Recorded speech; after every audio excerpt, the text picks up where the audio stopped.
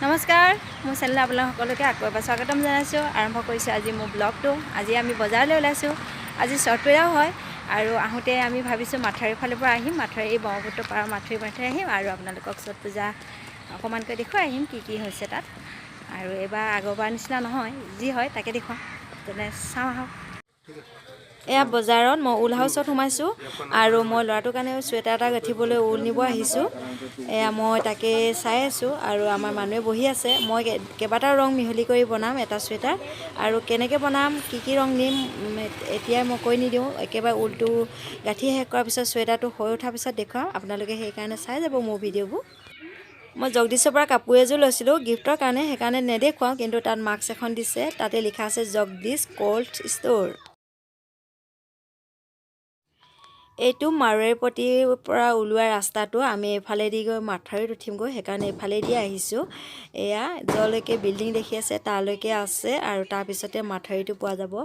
আৰু এইফালে দেখিলোঁ আজি মই প্ৰথম দেখিছোঁ ফুটপাথৰ ওপৰতো এনেকৈ চালি দি দিছে ষ্টীলৰ খুটাবোৰত। ওপৰত এইখন কি কয় টিঙে নে কি, আৰু সেয়া দেখুৱাই দিলোঁ আৰু আমিও ফুটপাথৰ ওপৰলৈ উঠি আহিলোঁ আৰু এয়া এনেকৈ বনাই আছে, দেখিব ভাল আছে। এতিয়া ফুটপাথৰ ওপৰেদি গ'লেও তিতা কোনো চান্স নাই বৰষুণৰ বতৰত।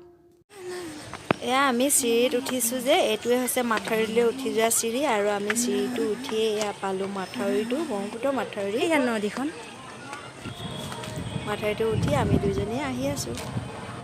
মাথাউৰিৰ ওপৰত এখন ডাঙৰ লোহৰৰ গেট, কাষতে এটা মানুহ অহা যোৱা কৰিবলৈ ৰাস্তা আছে আৰু এইটো আছে বহুত ঠাইতে আছে এনেকুৱা গেট।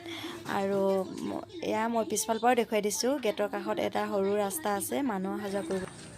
এয়া ডিব্ৰুগড় আদালতৰ পিছফালৰ অংশ। আমি পালোহি DTP ডাইক অৰ্থাৎ ডিব্ৰুগড় টাউন প্ৰটেকশ্যন। এইটো ৰাস্তা গাড়ী মটৰ অহা যোৱাৰ কাৰণে আৰু এইফালে আছে চিৰি। গাড়ী মটৰ পথটো প্ৰায় বন্ধই হৈ থাকে, সেইটো খোলা থাকিলে মাথাউৰিত গাড়ী মটৰে ভিৰ হৈ থাকিব, গতিকে এইটো ৰাস্তা খোলা থাকে। এইফালেদি গাড়ী মটৰ অহা যোৱা কৰিব নোৱাৰে, মানুহৰ কাৰণে খোলা থাকে। আৰু আমি আকৌ ওপৰলৈ উঠি যাম আৰু মাথাউৰিয়ে গৈ থাকিম।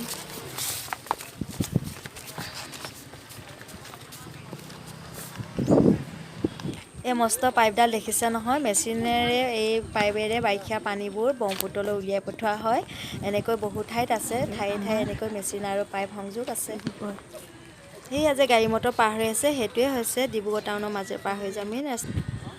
এইটো হৈছে ডিব্ৰুগড় পৌৰসভাৰ অফিচ আৰু সেয়া বৃহৎ বিল্ডিং, এইফালে মানুহৰ ঘৰ দুৱাৰ সকলোবোৰ মাথাউৰিটো গাতে লাগি আছে। যাৰ বাবে সুৰক্ষিত আছে সেয়াই হৈছে DTP ডাইক, সেয়াই হৈছে আমাৰ ডিব্ৰুগড়ৰ সুৰক্ষা কৱচ।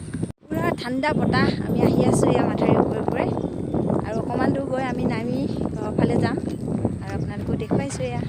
এয়া নদীৰ পৰিৱেশ আৰু মাথাউৰি ইপাৰে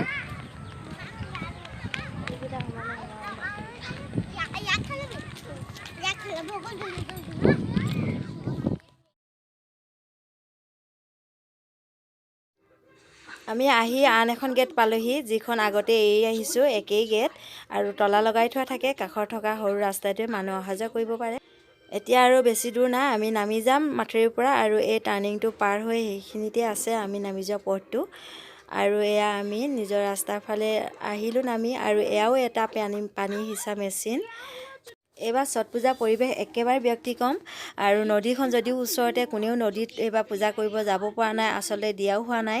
গতিকে ঘৰৰ আগফালে সকলোৱে এনেকৈ গাঁত খান্দি পলিথিন পাৰি তাতে পানী লৈছে। পানীটো লাগিবই, গা ধুব লাগিব আৰু বেলি ডুবোৱাৰ আগে পূজা সামগ্ৰী লৈ সকলোৱে সূৰ্যদেৱক প্ৰণাম কৰিছে আৰু কাইলৈ ৰাতিপুৱা সূৰ্য ওলোৱাৰ আগে পূজাভাগ শেষ হ'ব। আৰু এয়া আদৰণি গেট বনাইছে এনেকৈ, আৰু এয়া নামঘৰ দেখি গম পাইছে মই আহি পালোহি আৰু এয়া মই পালোহি। আচলতে বাছখনে কোন ঠাইত চলা ফুৰা কৰে সেই ঠাইকেইখনৰ নাম লিখা আছে আৰু সেয়া দেখি চাগে আপোনালোকে আচৰিত হ'ব কেতিয়াৰ পৰা ডিব্ৰুগড়লৈ তালৈ অহা যোৱা কৰা আৰম্ভ কৰিলে। আচলতে সেয়া একেবাৰে নহয়, যেতিয়া মুখ্যমন্ত্ৰী মহোদয় উজনিলৈ আহে তেতিয়া তেখেতৰ লগত থকা ছিকিউৰিটি গাৰ্ডসকল এনেকৈ বাছতে আহে আৰু ইয়াতে থাকে, যিহেতু সেইকাৰণে বাছখনো ইয়াতে আছে।